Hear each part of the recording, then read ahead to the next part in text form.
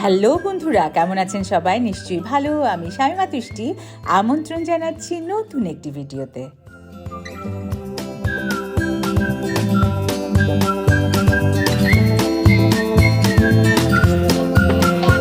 আজকে অনেক মাথা ব্যথা।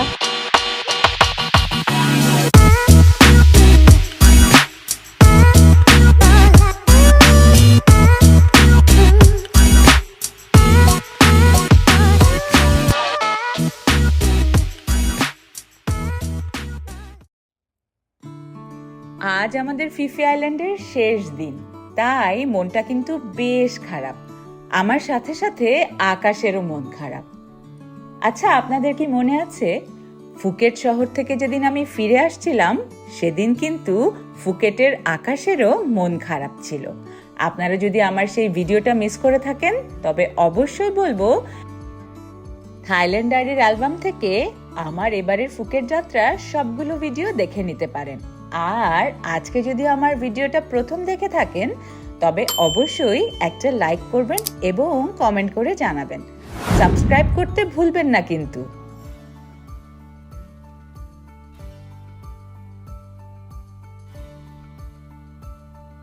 সকাল সকাল ঘুম থেকে উঠেই বেরিয়ে পড়েছি অপার সৌন্দর্যের এই লীলাভূমির সকল স্মৃতিময় মুহূর্তগুলো সংগ্রহ করে সাথে নিয়ে ফিরে যাবার জন্য।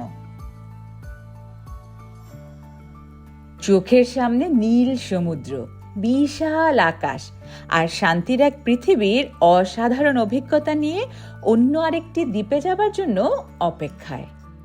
সকালবেলা কিন্তু বেশ বৃষ্টি ছিল। কিছুক্ষণের মধ্যেই আকাশ একদম পরিষ্কার। প্রখর সূর্যের আলো এসে পড়েছে আমাদের হোটেলের চারপাশে। সমুদ্রের কোলে আগলে রাখা দানবের মতো এই বিশাল পাহাড়টাকেও বেশ মিস করব।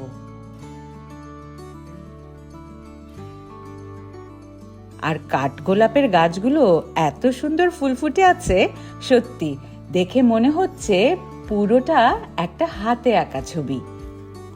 দোলনার এই জায়গাটাকে কিন্তু আমি বেশ মিস করব। নাস্তার টেবিলে কিন্তু আমি একজনকে খুবই মিস করব। এই যে উনাকে একটু ফুল পরাতে গিয়ে উনি কিন্তু দারুণ বিরক্ত হয়েছিলেন।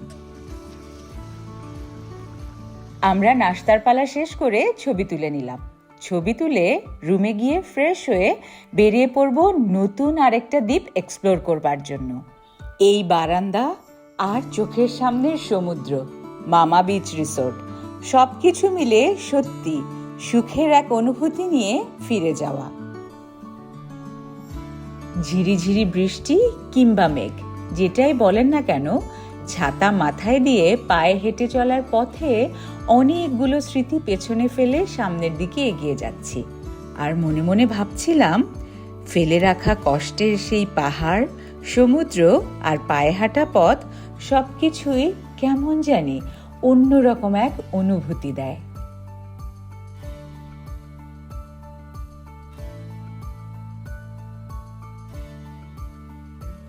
হোটেলের সকল রকম ফর্মালিটি শেষ করে আমরা চলে যাচ্ছিলাম মূল জেটিতে। আমার এবারের ভ্রমণের সব থেকে আনন্দের দিক যেটা ছিল, সেটা হলো পুরো জার্নিটা সমুদ্রে, তাই বিস্ময়ের কোনো শেষ নেই। প্রায় 20 মিনিটের পায়ে হাঁটা পথ পাড়ি দিয়ে আমরা কিন্তু পৌঁছে গিয়েছি মূল জেটিতে। আমরা আগে থেকেই ফেরির টিকিট কেটে রেখেছিলাম, তাই নতুন করে এখন আর আমাদের টিকিট কাটতে হলো না। আপনারা চাইলে জেটিতে এসেও কিন্তু টিকিট কেটে নিতে পারেন, তবে একটু রিস্ক হয়ে যায়, তাই আপনাদের জন্য সাজেশন থাকবে আগে থেকেই টিকিট কেটে রাখুন।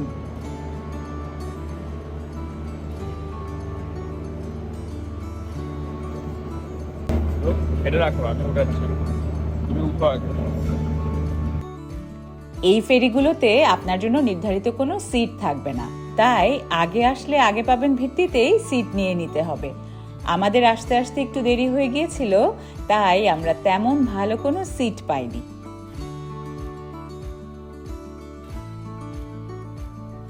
আমাদের এবারের গন্তব্য ফিফি থেকে ক্র্যাবি।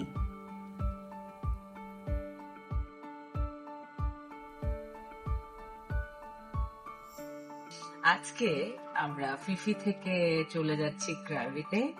আর ফিফিতে কি কি করেছি, খাওয়া দাওয়া করেছি, আর ডে লং ট্যুরে গিয়েছি, সবকিছুই আমি অল্প অল্প করে ভিডিওতে আপনাদের দেখানোর চেষ্টা করছি।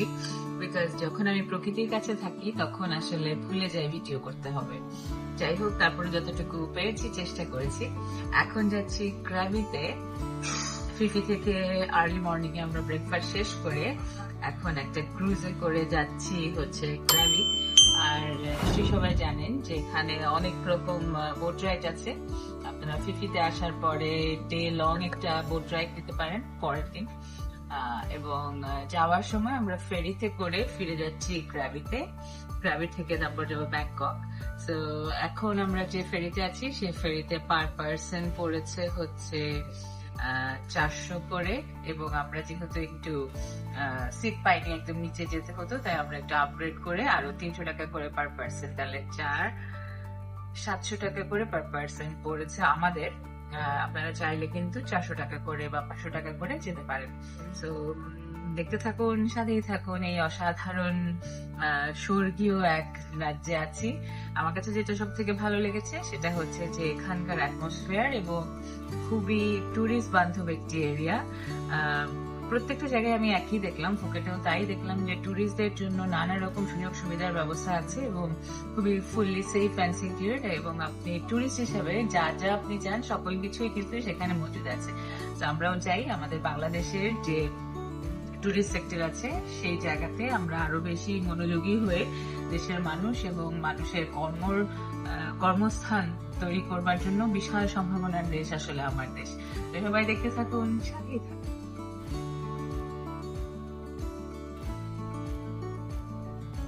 আপনারা যদি প্রকৃতির প্রেমে পড়তে চান তবে অবশ্যই এই যাত্রাটা আপনার জন্যই। এটা কেবলমাত্র শুধু যাত্রা নয়, এক অনন্য অভিজ্ঞতা।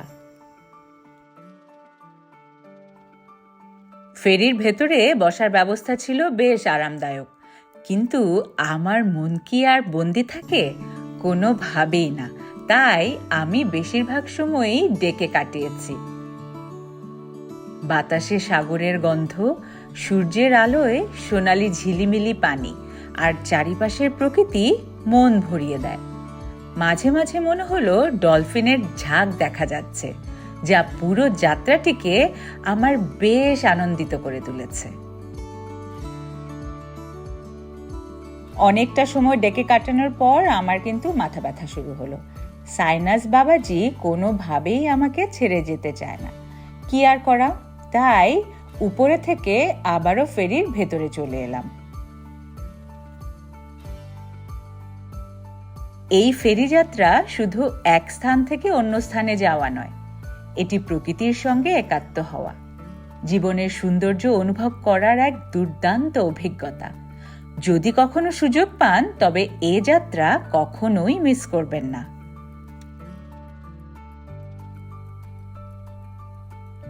পাগল মন কি আর বাধা মানে? সৌন্দর্য আর ছবি তোলা কোনোটাই মিস করা যাবে না। তাই মাথা ব্যথাকে তোয়াক্কা না করেই আবার চলে গেলাম ফেরির ডেকে। প্রকৃতির এই অপার সৌন্দর্য দেখে নিজেকে আর আটকে রাখা সম্ভব না। ডেকে দাঁড়িয়ে সাগরের বাতাসে নিজেকে যেন হারিয়ে ফেলেছিলাম। সত্যি প্রতিটি মুহূর্ত যেন মনে রাখার মতো।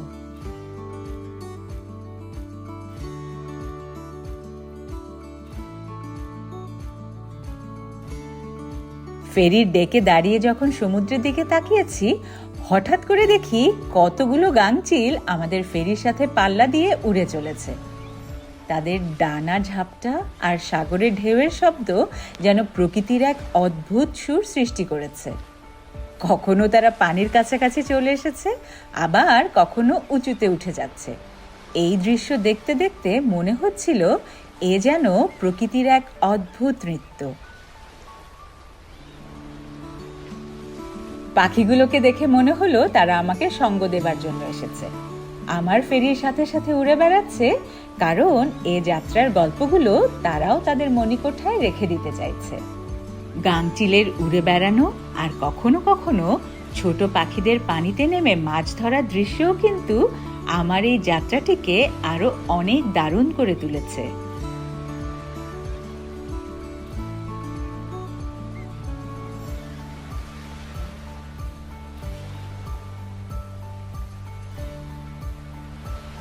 ফেরির চারপাশে শুধু নীল পানি আর আকাশের মিলন রেখা, কিন্তু এই নীরব সৌন্দর্যের মাঝেও পাখিদের কলরব সবকিছু মিলে জীবন্ত করে তোলে এই চারিপাশের প্রকৃতিকে।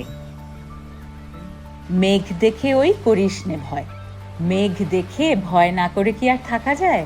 কারণ এই সময়টায় আমাদের ফেরি বেশ দুলছিল, কারণ সমুদ্র বেশ উত্তাল ছিল। এই সময়টায় প্যানিক হওয়া যাবে না, ধৈর্য ধারণ করতে হবে। দেখবেন আস্তে আস্তে সবকিছুই ঠিক হয়ে যায়। আমিও কিন্তু বেশ খানিকক্ষণ ভয় পেয়ে গিয়েছিলাম, তবে এমন বৃষ্টির আনন্দ সত্যি এক্সপিরিয়েন্স না করলে একদম বুঝতে পারবেন না। ফিফি দ্বীপ থেকে ক্র্যাবিতে ফেরির এই যাত্রাটা আমার অন্যতম সুন্দর অভিজ্ঞতা। সকালে যখন ফেরিতে উঠেছিলাম তখন সূর্যের নরম আলো সাগরের নীল পানিতে সোনালি রং ছড়িয়ে দিচ্ছিল, আর এখন চারিপাশে মেঘের ঘনঘটা। আমার ভিডিওগুলো যদি আপনাদের ভালো লেগে থাকে তবে অবশ্যই একটা লাইক দিবেন, কমেন্ট করে আপনার মতামত জানাতে ভুলবেন না কিন্তু। আপনার একটু অনুপ্রেরণাই আমাকে অনেক ইন্সপায়ার করবে। সাবস্ক্রাইব করতে ভুলবেন না যেন। দেখতে দেখতে আর আপনাদের সাথে গল্প করতে করতে আমরা কিন্তু পৌঁছে গিয়েছি ক্র্যাবিতে। 2 ঘন্টার রোমাঞ্চকর ফেরি যাত্রায় বৃষ্টি মাখা মুহূর্তগুলো আমার হৃদয়ে চিরদিনের জন্য থেকে যাবে। সাগরের মাঝখানে বৃষ্টির এমন এক ঘনিষ্ঠ অভিজ্ঞতা পেতে হলে প্রকৃতিকে ভালোবাসতে হয়, অনুভব করতে হয়। এটি শুধু একটি যাত্রা নয়, বরং প্রকৃতির এক অপূর্ব মিলনের গল্প। ক্র্যাবিতে নামার সাথে সাথেই মনে হলো এটি শুধু একটি গন্তব্য নয়, বরং নতুন এক অভিজ্ঞতার শুরু। এখানকার সবুজ প্রকৃতি, পরিষ্কার পরিচ্ছন্ন চারিপাশ, শান্ত পরিবেশ আর পর্যটকদের যেভাবে ওয়েলকাম জানালো, সত্যি আমাকে দারুণ মুগ্ধ করেছে। ক্র্যাবির এই ল্যান্ডিংয়ের মুহূর্তগুলো আমার ভ্রমণের সবচেয়ে স্নিগ্ধ এবং আনন্দঘন অভিজ্ঞতাগুলোর একটি হয়ে থাকবে। আজ কিন্তু আমার গল্প এখানেই শেষ করছি। সেই পর্যন্ত সবাই ভালো থাকুন, সুস্থ থাকুন আর আমার ভিডিওগুলো উপভোগ করতে থাকুন। অন্যের পিছে না লেগে নিজের জন্য বাঁচুন। পরিবার পরিজন নিয়ে বেরিয়ে পড়ুন পৃথিবী এক্সপ্লোর করতে। দেখবেন জীবন বদলে যাবে। আজ এ পর্যন্তই।